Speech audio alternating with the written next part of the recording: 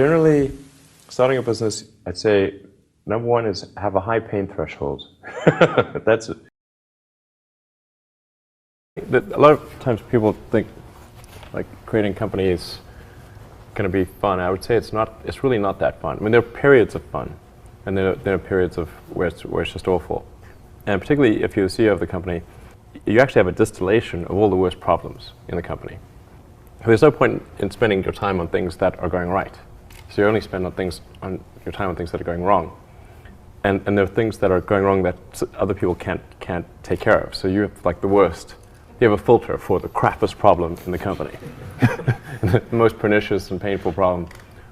So I wouldn't say I think you have to feel quite compelled to do it, and have a fairly high pain threshold. Even if you're the best, there's always a chance of failure. So I think it's important that you really like whatever you're doing. If you don't like it, life is too short. Failure is not a big stigma. So it's like if you try hard and it doesn't work out, that's okay. Like you can learn from that and do another company, and it's not a big deal. I would encourage you to take risks now. Do something bold. If you're a new company, I mean, unless it's like some new industry or new market that, if it's an untapped market, then you have more ability to. The standard is lower for your product or service. But if you're entering anything where there's an existing marketplace against large entrenched competitors, then your product or service needs to be much better than theirs. It can't be a little bit better, because then you put yourself in the shoes of the consumer, and they say, why would you buy it as a consumer? You're always going to buy the trusted brand unless there's a big difference. Really focus on making a product that your customers love.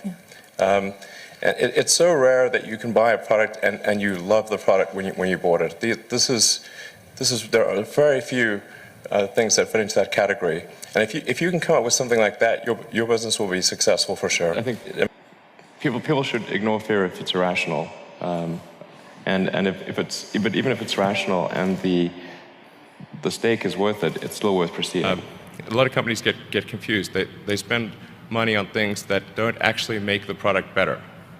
So, for example, at Tesla, we've never spent any money on advertising. We put all of the money into R&D and manufacturing and design to try to make the car as good as possible. I think that's the way to go. Well, I think that the most important thing for creating companies is you need a concentration of talent. It's like creating think of like a world sports team or something. You really want to focus your talent on a particular area. Because I think it's important to be just focused on making the best possible products. It's sort of maybe analogous to what they say about if you're in a race. Yeah. Don't worry about what the other runners are doing. Yeah. Just run. Yeah. Constantly seek criticism. Yeah. A well thought out critique of whatever you're doing is as valuable as gold, and you should seek that from everyone you can, but particularly your friends. Try to get as much critical feedback as possible from friends, and you have to coax it out of them, because they'll be reluctant to say it because they don't want to hurt you. But they know what's wrong with your product. Take the approach that you're wrong. That you, the entrepreneur, are wrong. Your goal is to be less wrong.